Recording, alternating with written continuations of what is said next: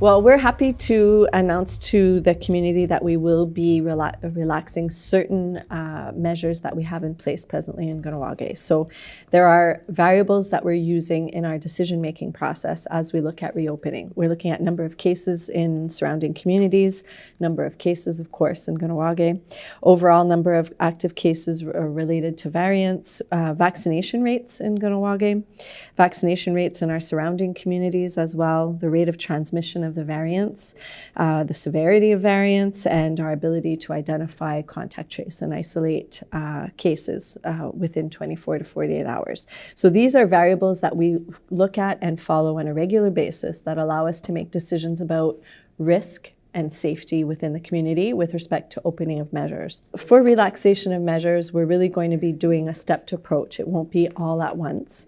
And again, it will be in phases, meaning it will favor people who are vaccinated because that's a safer way to open because we're decreasing the level of risk. And we know that if you're vaccinated 21 days post your first dose, 14 to 21 days, that there is a much less likelihood of you contracting COVID-19 and therefore transmitting COVID-19.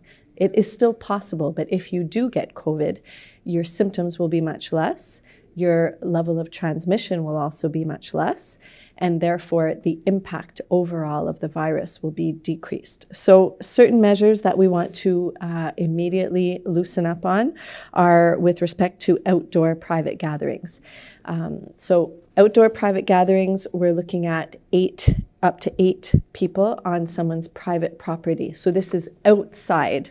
Inside gatherings are still 2 households only, but outside, starting immediately, will be up to eight people. And of course, this is still respecting all the measures of distance, hygiene, masks, thinking of people's well-being. And we're asking that if you choose to have people on your personal property, that you take some responsibility about the level of risk that you are putting on yourself and on your family. So for example, it's okay to ask people, have you been vaccinated? It's okay to understand, and it's not confrontational. It's not about saying, well, you should be or you shouldn't be. Of course, that's every individual's choice. However, as an individual, having people on your personal property, that is your choice as a community member to know exactly what risk you're putting yourself and your family in. So we're asking people we want people to be empowered and educated and have the ability to ask their loved ones, their friends or family, have they been vaccinated? And if yes, when? And then they have a better understanding of the risk level to themselves. Although we're opening this up, there is a risk involved because COVID still exists. And so the more we gather, the more we have the chance of transmitting the virus. We do have 1 active case at the present time. We expect to have more cases as cases ramp up as a result of variants. However, the goal is not to necessarily completely eradicate the virus. That would be great, but that will only happen if we have a high number of people vaccinated within the community. So at this point, the goal is to decrease our risk, decrease our chance of serious illness, hospitalization, and death. We're also looking at recreation. So loosening up a little, again, the theme is outdoors, not inside. And the reason why we're not modifying gatherings inside is because we're still waiting on live data about the impact of the variants in enclosed environments. So we do hear that variants are more transmissible.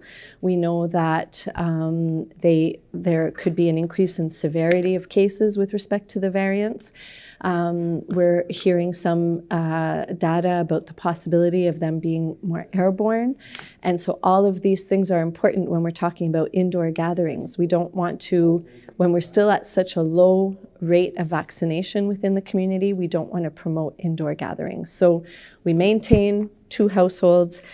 Indoor non-contact sports for gyms stays status quo. We're lucky. We've been open with gyms for a while. We continue with that.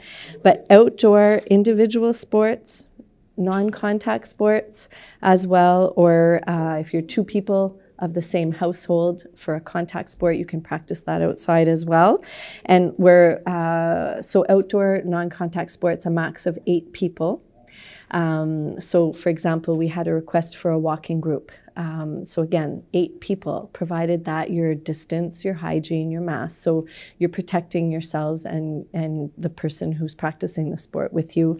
And so that changes immediately as well and is allowed. The last element that is in the process of being modified is visitation at KMHC, T-Bell, and ILC.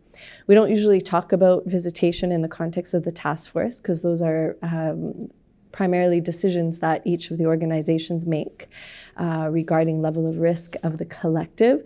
However, we have discussed this at the task force because there is an impact on the community as a whole.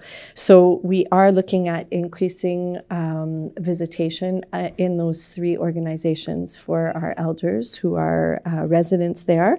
However, we're in the process of establishing those protocols. So what we do know is that there will be 1 person visiting per resident per week. And that's a first start. It's just a phase and we need to go in phases. We can't bring everyone in at once. That 1 person will have to be vaccinated, at least have been vaccinated 21 days prior.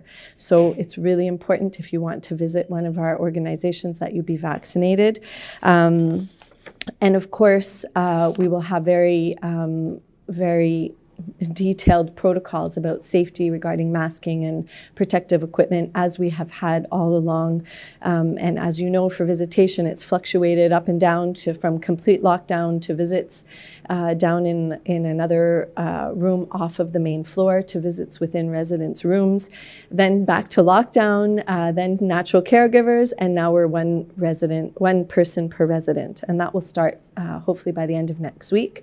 We're just calling all the families and making arrangements. We're also, and this is very tentative, but for May and June, really focusing on developing our plan for reopening, gradual reopening of restaurants, travel for EDC organization employees within Canada, gaming,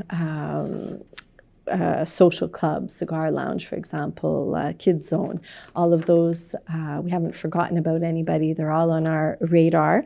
And for those areas, we're really waiting on live data about the variants. We're waiting on vaccination rates in surrounding provinces, as well as our own province. We're looking at the transmissibility rates really of those variants despite vaccination. And once we have, and we expect to have that data soon, we're getting more and more every day. For example, for the UK variant, with the data that's recently been released is that the vaccines are working just as effectively against that variant as against our original strain of COVID-19. So we're still waiting on the other variants and information about that. But again, the more we get information, the more we're able to make decisions. Every decision we make is about collective risk within the community. How do we ensure that the most amount of people are safe? How do we balance with all of our other variables related to health? Spiritual well-being, mental health. So we continue to follow this on a regular basis in order to make this phased approach to reopening.